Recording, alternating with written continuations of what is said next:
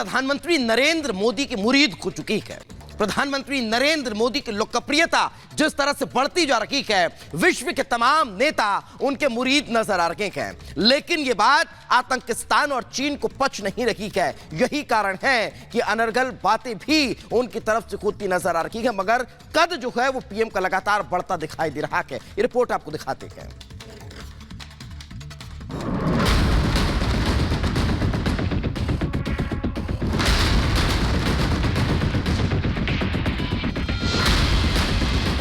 आज भारत का डंका पूरी दुनिया में बज रहा है। मोदी मोदी का नारा पूरी दुनिया में गूंज रहा है। मोदी मोदी मोदी मोदी मोदी मोदी मोदी मोदी। प्रधानमंत्री मोदी के नेतृत्व का जादू ऐसा है कि भारत और प्रधानमंत्री मोदी का नाम दुनिया में विकास और भरोसे का नया प्रतीक चिन्ह बन गया है।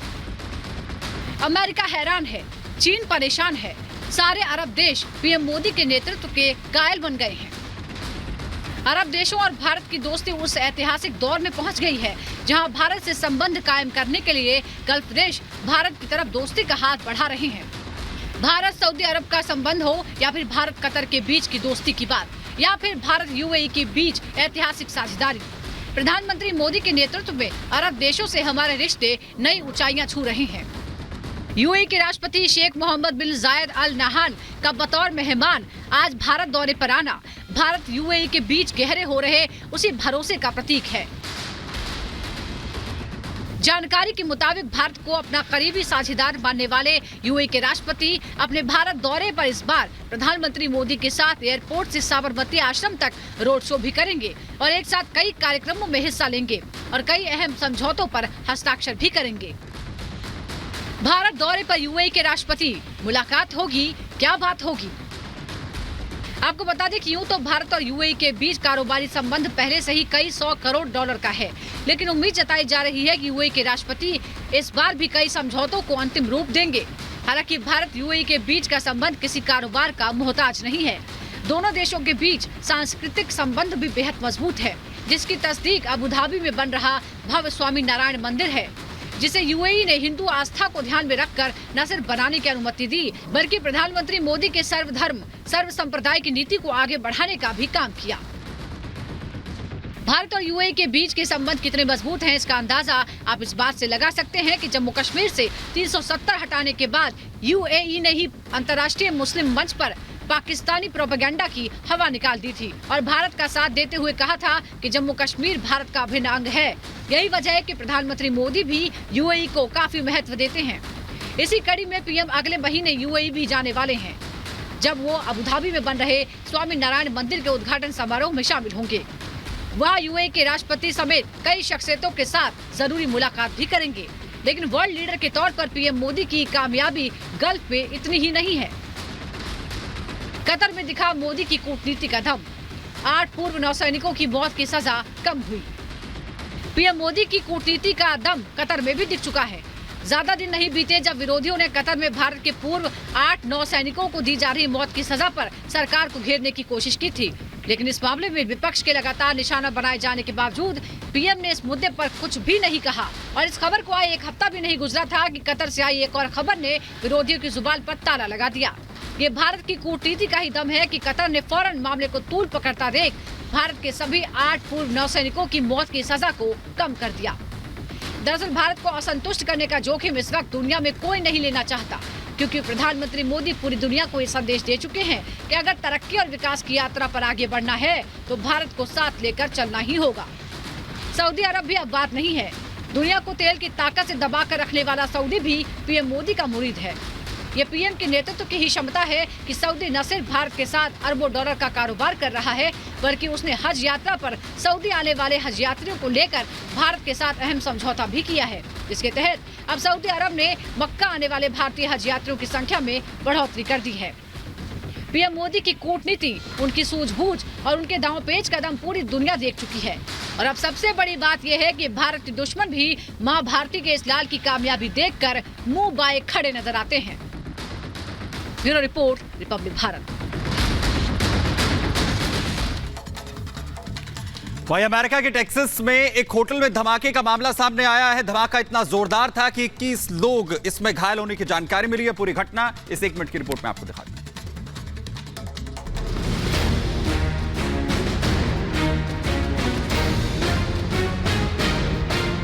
अमेरिका के टेक्सास से दिल दहलाने वाला एक मामला सामने आया है। वहां एक ऐतिहासिक होटल में जोरदार धमाका हुआ। इस घटना से अफरा तफरी मच गई। विस्फोट इतना ताकतवर था कि होटल की खिड़कियां ध्वस्त हो गईं। यही नहीं, शहर की सड़कों पर इमारत के मलबे का ढेर लग गया। घटना की जानकारी मिलने के बाद पुलिस की कई टीमें मौके पर पहुंची, जिसके बाद जवानों ने रेस्क्यू ऑपरेशन चलाकर होटल में मौजूद लोगों को बाहर निकाला। इस विस्फोट में 21 लोग बुरी तरह जख्मी हो गए, जिसमें कई लोगों की हालत गंभीर बताई जा रही है। पुलिस ने घायलों को फौरन अस्पताल पहुंचाया।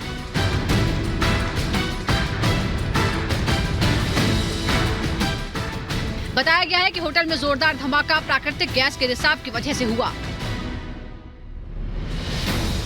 अधिकारियों ने लोगों से इस इलाके से दूर रहने के निर्देश दिए हैं। Bureau report, Republic Bharat.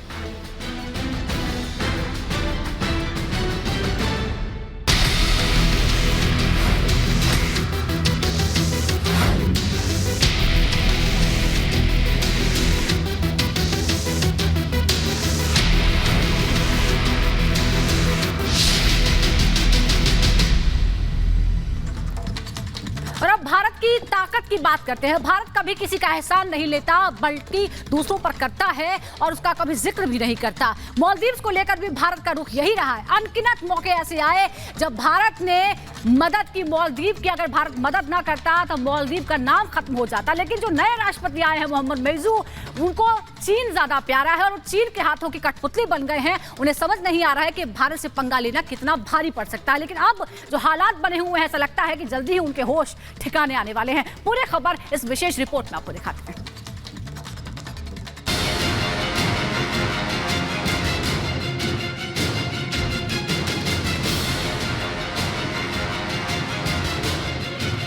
Bharat को अकड़ दिखाना मालदीव को महंगा पड़ रहा है।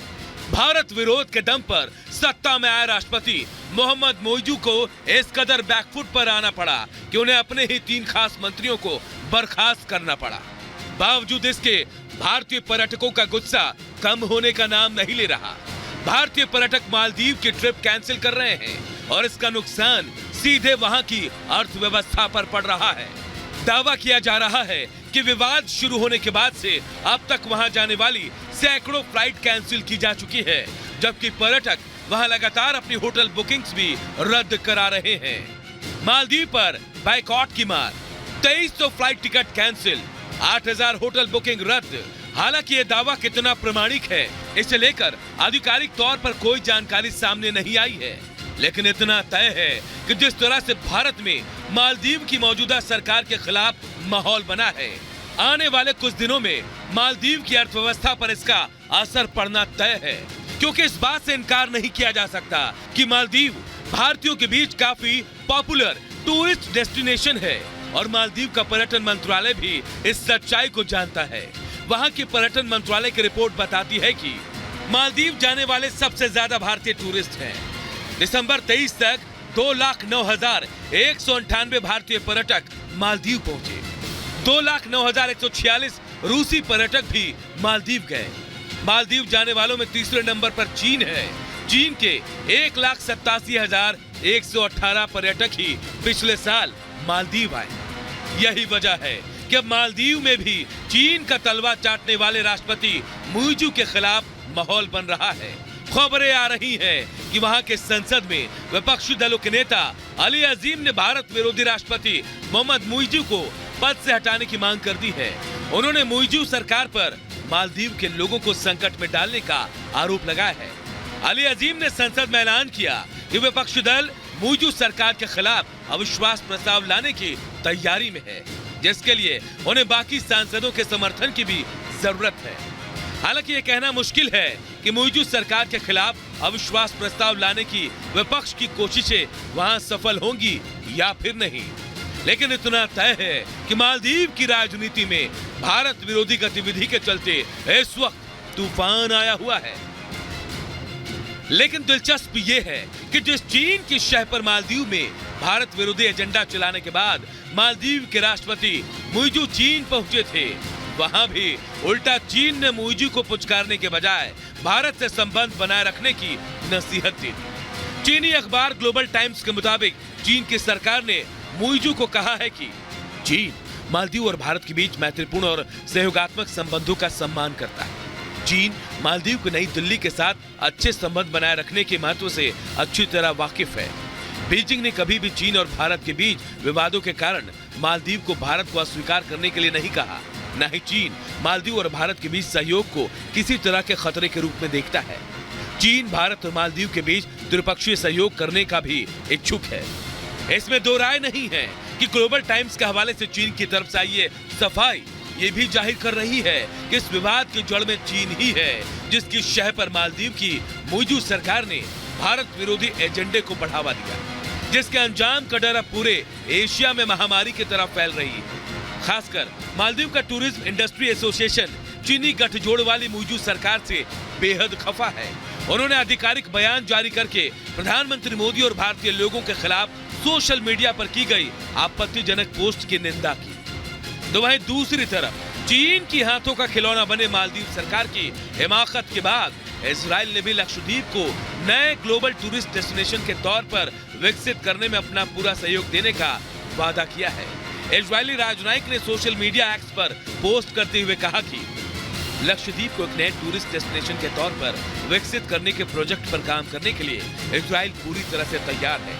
भारत सरकार के अनुरोध पर डिसैलिनेशन प्रोग्राम शुरू करने के लिए हम बीते साल लक्षद्वीप गए थे। इजराइल इस परियोजना पर कल से ही काम शुरू करने को तैयार है। जाहिर है भारत के एहसान तले दबे मालदीव के लोग भारत से संबंध खराब होने की कीमत जानते हैं, लेकिन चीन की गोद में बैठे राष्ट्रपति मुइजू मालदीव के आम लोगों का दर्द नहीं समझ पा रहे।